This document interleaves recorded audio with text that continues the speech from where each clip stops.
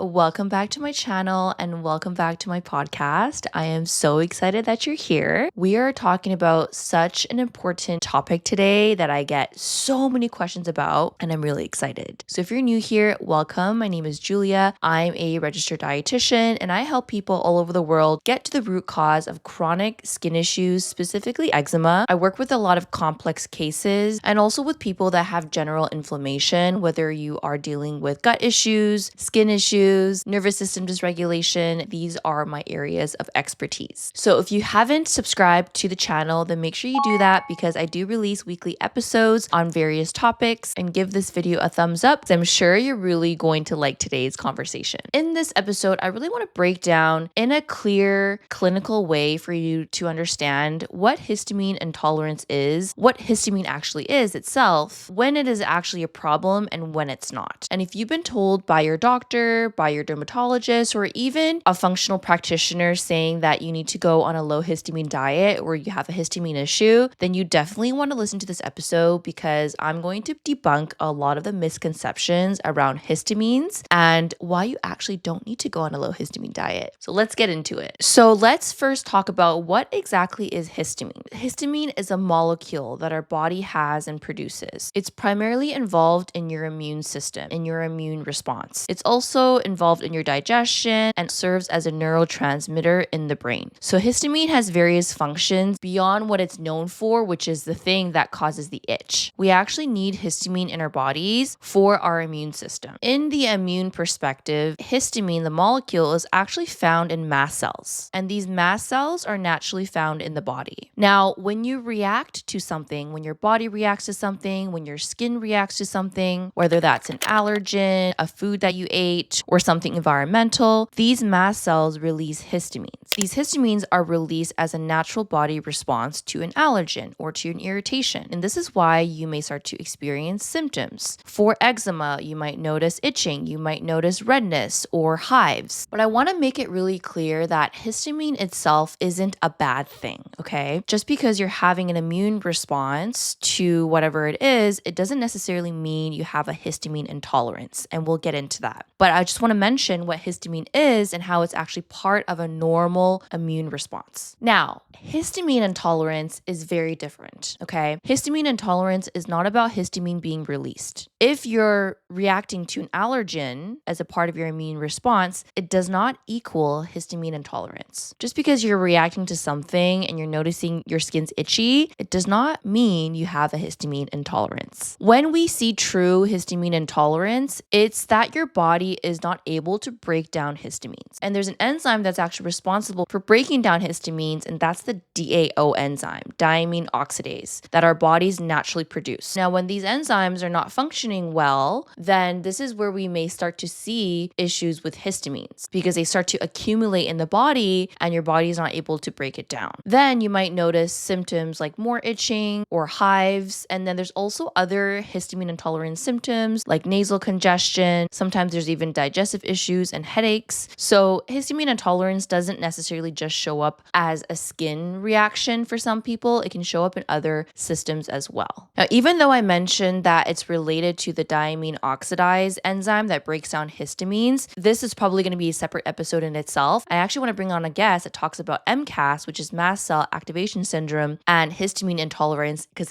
it's a whole other, rabbit hole when it comes to that condition, but it goes beyond just DAO enzymes. Histamine intolerance goes as deep as your microbiome, how your liver detox pathways are. So I don't want people to start going out and taking DAO enzyme because I mentioned it on the podcast. I just mentioned it, but it's one small piece of the puzzle in terms of what people might be experiencing. And one of them is that if you're not producing enough DAO enzyme, you could have more of that histamine presentation, but it's not a root cause. That's why a lot of people, they take DAO enzymes and it doesn't actually work. It helps them with high histamine meals to help break down, meals that contain more histamine, but it actually doesn't get to the root cause as to why they've developed this histamine reaction. So with that being said, what is is the root cause. When it comes to the relationship with eczema and histamines, we know that with eczema, it's a multifactorial condition, meaning there's multiple different root causes from gut microbiome dysbiosis, gut dysfunction, poor digestion, poor detox pathways, compromised skin barrier, immune system dysregulation, nervous system dysregulation. There's different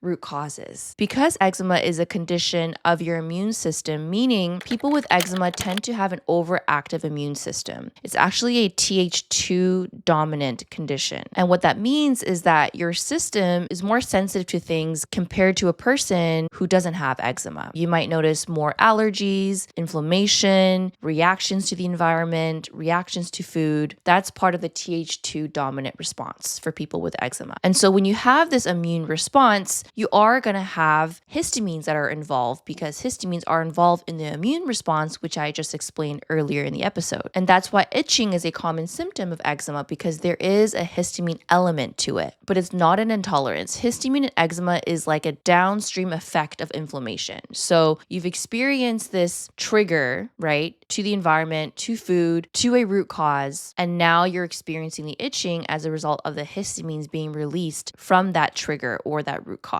An easy way to think about this is histamine is part of the response for eczema, but it's not necessarily the problem or the root cause. The bigger question we actually want to think about is, why is your immune system reacting? Why is it activated? What is driving the inflammation? And this goes back to your root causes. So we have to look into, is there gut dysbiosis? Are there bad gut bugs that's overgrowing that can actually cause release of histamines? There's actually certain microbes, the bad ones, that can actually release excess histamines, and we can actually find that on a GI map stool test. That's something that you may want to explore, is looking deeper into the microbiome, because there is a link between that and histamine issues. Gut dysfunction is huge. If you're not digesting well, if your elimination pathways aren't working efficiently, that can also impact your immune system and the inflammation. And of course, chronic stress and nervous system dysregulation has a huge connection between your immune system and eczema. So you can see that there's a lot of parts that histamine presentation that we see in skin conditions. And it's not just about the intolerance, it's about your body's response and why is your body responding in that way. And so this is why a lot of people go on low histamine diets and they don't see any changes because you don't have a histamine intolerance, okay? And for those of you who don't know what a low histamine diet is, it's a diet that involves reducing or limiting foods that contain high amounts of histamine or release histamine. Typically, a lot of these foods are healthy foods, right? Fermented foods, which are great for your microbiome, they're high in histamines. Sauerkraut, tempeh, bone broth. So it's not ideal to go on a low histamine diet, especially if you don't have histamine intolerance. Now, there are specific cases where the histamine diet does help. I do have a handful of clients with eczema that actually have histamine intolerance. One of the ways to identify if you actually have a histamine intolerance is whether or not you react to histamine foods. That's one way of looking at it. A way to suggest if you have histamine intolerance from a clinical perspective is actually seeing if you have consistent reactions to high histamine foods, and many of them, okay, not just one food. You'll notice that you react to most histamine foods, or at least a few. So fermented foods, aged foods, leftovers. When you leave food overnight or as a leftover, the histamine content increases. So typically in people who have histamine intolerance, they notice that when they eat leftovers, they're getting reactions. They're getting more itchy. They're getting those hives. They're getting digestive issues or nasal congestion or mucus. Like those are some of the systemic symptoms that we see. And it's not just one food, it's over multiple different foods. Just want to make that really clear.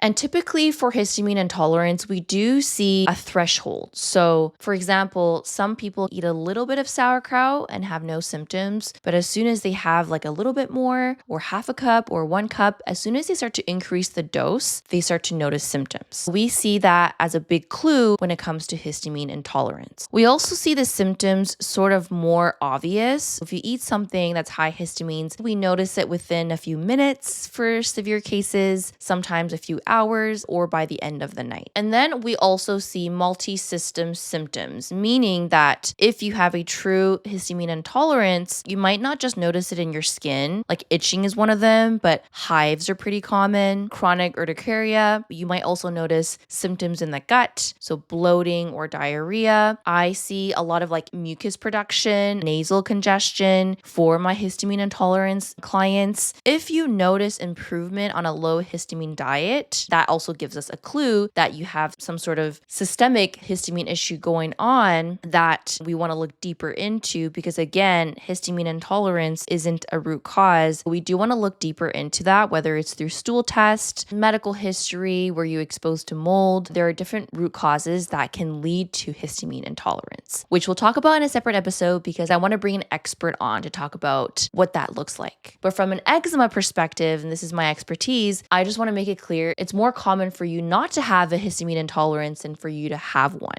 I had a client who had a true histamine intolerance. She reacted to most histamine foods, couldn't eat leftovers, had reactions from fermented foods. When we started to work together, we actually were able to identify she had a lot of dysbiosis going on and digestive issues caused by nervous system dysregulation. What we did for her was to actually support her immune system using the right supplements that helped to support the gut lining and bind toxins that she was reacting to. And when we did this by using the right supplements, she was actually able to add back histamine foods one by one. So when we're working with histamine intolerance clients, we're first figuring out what is the root cause. Why did she develop histamine intolerance? Then we use the right supplements to calm down the immune system, calm the inflammation. And once we do that, that's when we can start to reintroduce those foods, but very, very, very slowly. And a few months later, her histamine reactions reduced. She's able to tolerate more foods and she's experiencing less symptoms, especially with her eczema, because that's initially what she came to me with eczema and a lot of itching. And that's the power of understanding what your root causes are and not going on a low histamine diet indefinitely, because that's what she felt like she had to do, that she had to stay on low histamine because if she didn't, she would react. And so we worked together with her low histamine diet. But the most important thing was knowing how to address the low histamines with the right supplements so that we could build her immune system for her to reintroduce those foods back. I'm really excited that she saw such great improvements. I hope that gives you more validation that you don't need to go on a strict diet. If you feel like you need support with this, then this is exactly what I do as a dietitian. I help you with your low histamine diet. We figure out your root causes, and then we build a plan to help you reintroduce those foods back while supporting those root causes, whatever that looks like for you. So to bring this all together, histamine is a normal part of your immune system and your immune response. And while histamine intolerance is a real condition, it doesn't necessarily mean you are experiencing it. So instead of jumping straight into a restrictive diet, we want to zoom out and ask, why is your body responding to certain foods and the environment? And can we figure out a plan to calm the inflammation and calm the immune response? And this is why working with someone that is experienced in this field can really give you that clarity. I hope this episode was eye-opening in terms of histamine intolerance. And if you have any questions about histamines or anything else related to this episode, let me know in the comments. I read all of my DMs, I read all of my comments, and I'm happy to support you on your healing journey. We also offer free consultations for us to see if we can help you with your case, whether you're dealing with eczema, hives, skin issues, gut issues. I'm here to support. Don't forget to subscribe to the channel for more weekly videos. Give this video a thumbs up if you enjoyed it, and we will see you in the next episode. Bye.